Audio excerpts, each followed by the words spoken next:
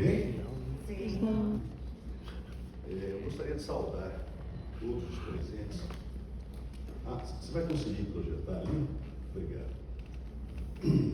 Na pessoa da professora doutora Rafaela Cardoso, ex-alunas como a professora Rafaela, nos fazem sentir muito orgulho do magistério, mas ela me deu uma tarefa dificílima no dia de hoje, que é relatar aos senhores o episódio no qual, nas palavras dela, fui criminalizado por advogado.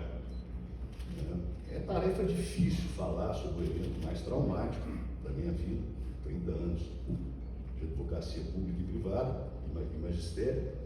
Esse é um episódio que me gerou 5 hospitalizações, e eu confesso que é excruciante ser tratado pela mídia televisiva, impressa, como um criminoso, e antes mesmo de eu saber do que eu estava sendo acusado, e tudo em virtude de 3 delações premiadas. Mas vamos à luta. Aqui, passa para frente. Você está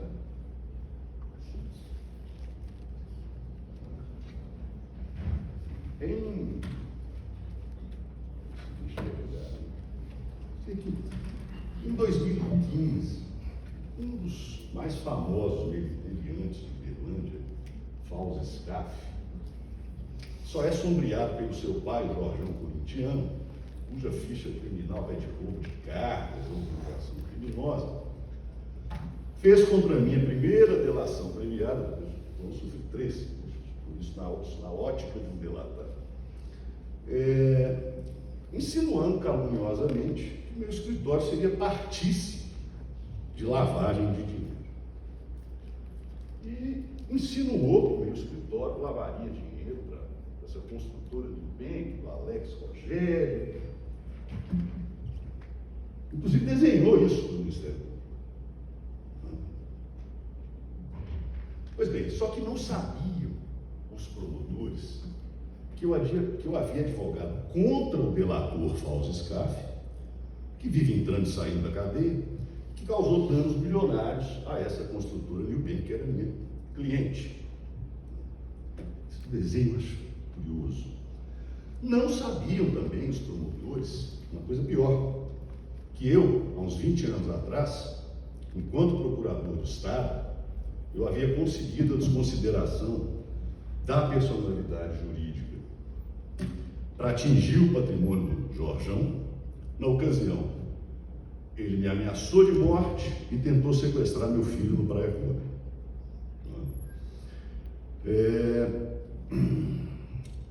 E é justamente a delação desse, que eu nem conheço pessoalmente, nem quero ter o desprazer de conhecer esse sujeito, eu só processei. Tinha uma consultora, era devedor solidário no contrato, me deu cano. Tem um caso curioso, acho que eu vou contar aqui. Uma das vezes que ele estava aqui, Fausto Scaff estava preso, encontrei casualmente com um delegado que foi meu aluno. Disse: Romar, o Fausto está lá na minha delegacia, você quer ir lá dar uns tapas na cara dele? Eu confesso que eu fiquei tentado, mas não fiz, foi até devolvido disso por um promotor muito amigo meu e um magistrado muito amigo. Como é que deu vontade dele? Pois bem, que está aí um dos processos que eu movi contra esse senhor Fausto Scaff, e essa delação dessa pessoa de ilibada reputação foi a origem do calvário pelo qual passamos eu e outros colegas de escritório. Eu fui afastado das minhas funções de procurador do Estado, de advogado público, por 3 anos, retornei recentemente. Um colega de escritório foi submetido a uma escandalosa busca e apreensão em nossa sede e foi absurdamente encarcerado.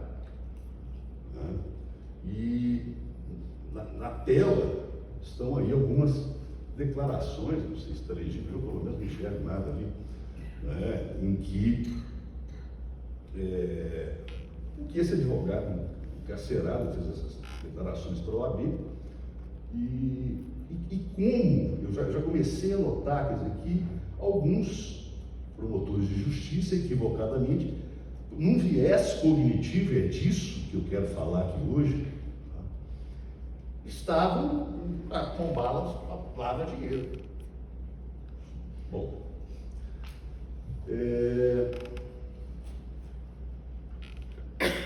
agora vou ter que fazer uma pausa até com uma água com açúcar e para falar de vieses cognitivos, que é um tema. Dá para eu ouvir isso aqui? Não. Mas dá. Bom, eu vou tentar ficar quieto. Eu, na minha angústia, enquanto afastado temporariamente, por um bom tempo, das minhas funções na Procuradoria, para eu não me entregar ao suicídio, à loucura, eu dediquei meu tempo à leitura. Eu sempre gostei muito, não só livros jurídicos, filosofia, literatura, e a tentar responder uma questão que me incomodava há décadas, me incomoda, hoje nem tanto. Por que promotores de justiça, bem intencionados, sérios, cultos, com excelente formação jurídica, cometeram um erro de julgamento tão crasso a respeito do meu escritório? Claro, foram induzidos a ele por um falso escafe. Mas assim, desde a minha juventude, eu estudei francês para ler Les Misérables no original, porque um personagem que sempre me fascinou e me inquieta até hoje é o personagem do Javert. Eu gostei muito de todas as palestras que antecederam esse caso que eu vim aqui contar, mas às vezes a fala do Dr. Bartheletta a respeito que a busca da verdade não pode se dar a qualquer preço é uma coisa muito séria para todos nós enquanto cidadãos. E aí eu extrapolei a questão ad hominem e comecei a me perguntar: por que nós, sábios, cometemos tantos erros de julgamento? Qual é a nossa grande inimiga em nossa eterna busca pela verdade e pela justiça? A resposta que eu encontrei, após muita pesquisa, eu estava sem poder trabalhar na Procuradoria, eu ficava lendo o dia inteiro. Parece, à primeira vista, frustrante, mas, em verdade, ela é inspiradora, ela é consoladora. A nossa grande inimiga na busca da verdade é a nossa mente, que é muito menos lógica e racional do que pensávamos em nossa arrogância epistêmica. Há exatos 20 anos atrás, tem água aqui, há exatos 20 anos atrás,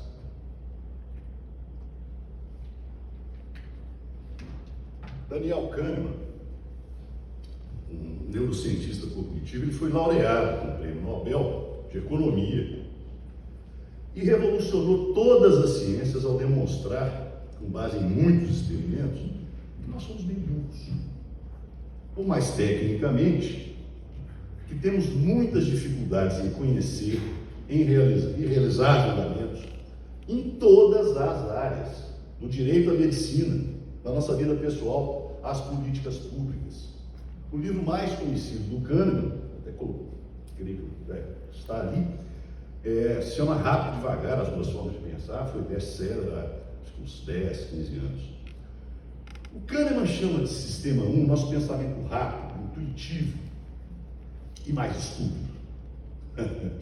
E de sistema 2, o nosso pensamento mais lento, mais deliberado e mais inteligente. E atualmente esses termos, sistema 1, sistema 2, vieses cognitivos, estão mais famosos que os platônicos doxa, que seria aquela opinião irrefletida, e episteme, que é a nossa tentativa de buscar conhecimento. Influenciaram milhares de trabalhos científicos no mundo inteiro, e muitos na área do direito. E o nosso principal problema, o nosso cérebro, ele ocupa em média 2% da nossa massa corporal, mas consome 20% da nossa energia. Pensar é energeticamente custoso, e o nosso organismo ele foi feito para economizar energia.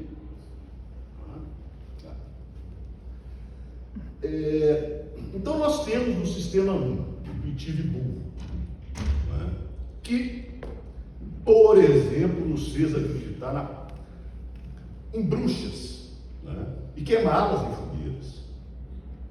Mas felizmente nós também temos no sistema 1, no sistema 2, mais racional, que nos fez questionar a própria bruxaria e parar de queimar mulheres indefesas. Em outras palavras, a nossa cognição, as nossas decisões, os nossos julgamentos são permeados por heurísticas e vieses cognitivos, e tratarei apenas de dois rapidamente. O viés de disponibilidade é uma tendência humana a decidir com base nas informações mais facilmente acessíveis ou disponíveis, principalmente mídia, redes sociais, nos tempos modernos. Exemplo, meu sistema 1 era fã da delação premiada. Hoje eu tenho as dúvidas. Né?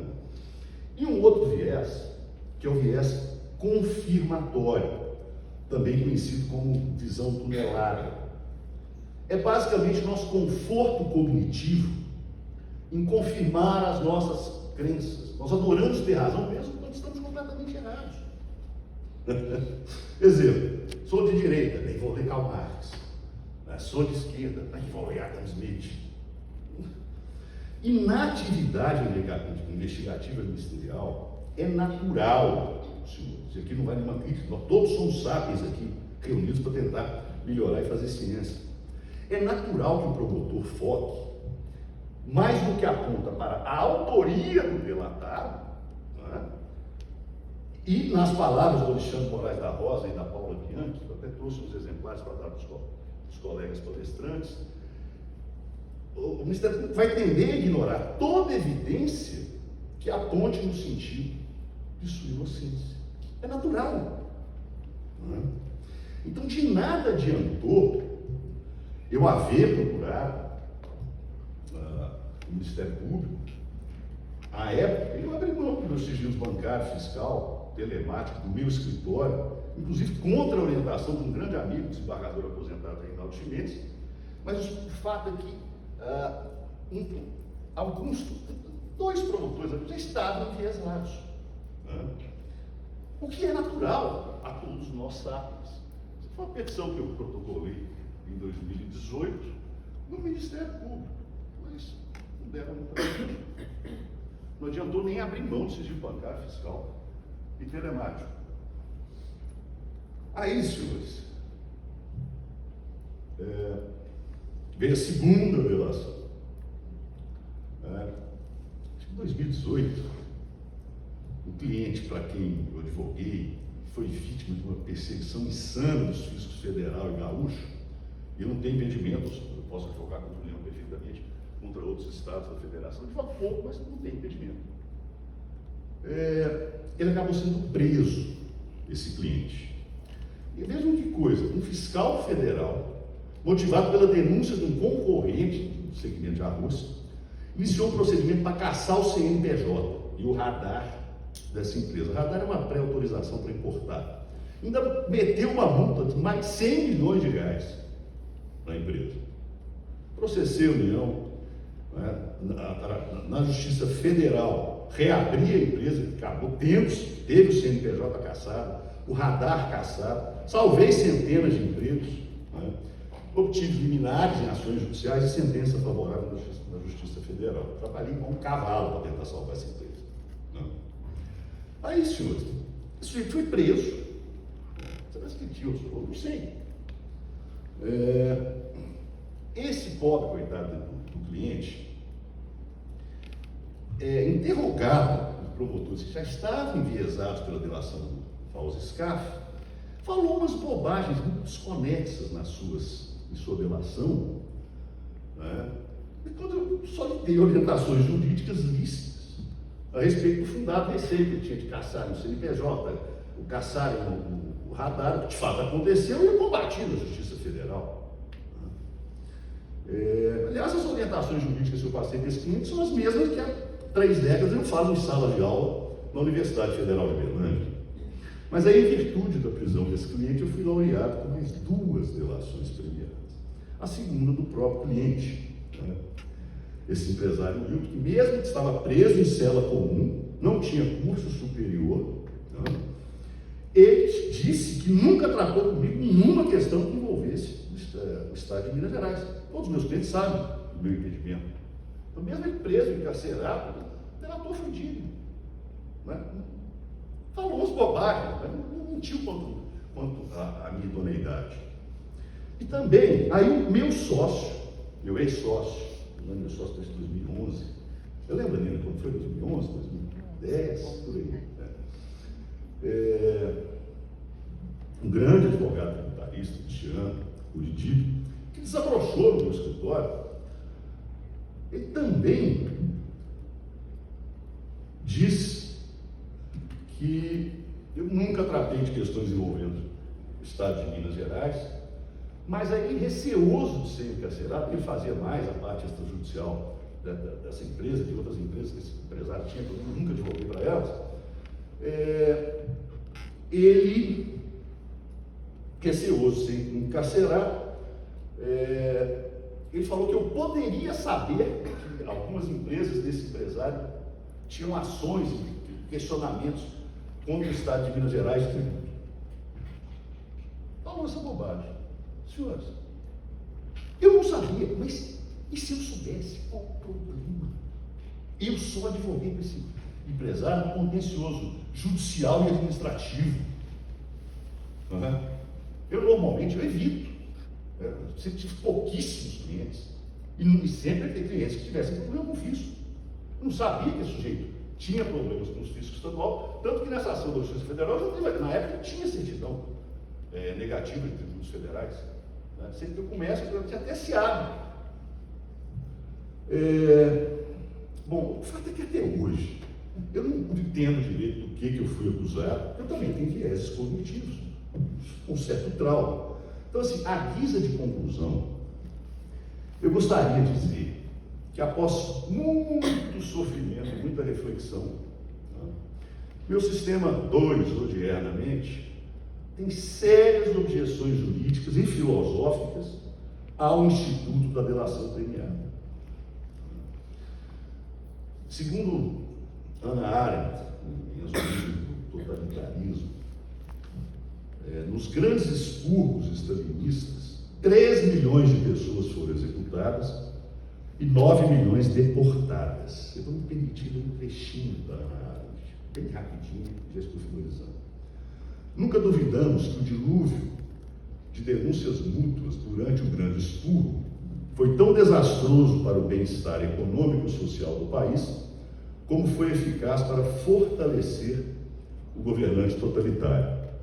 Mas só agora sabemos quão deliberadamente Stalin colocou essa ominosa cadeia de denúncias em movimento, quando proclamou oficialmente, a 29 de julho de 1936, a qualidade inalienável de cada bolchevista nas condições atuais deve ser a capacidade de reconhecer um inimigo do partido, não importa como ele se disfarce.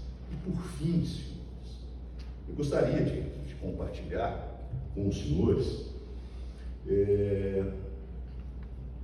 os apontamentos de um dos maiores penalistas da humanidade, Bert Schunemann. Achei interessante a informação de que o Supremo Tribunal Austríaco e o Bernd Schunemann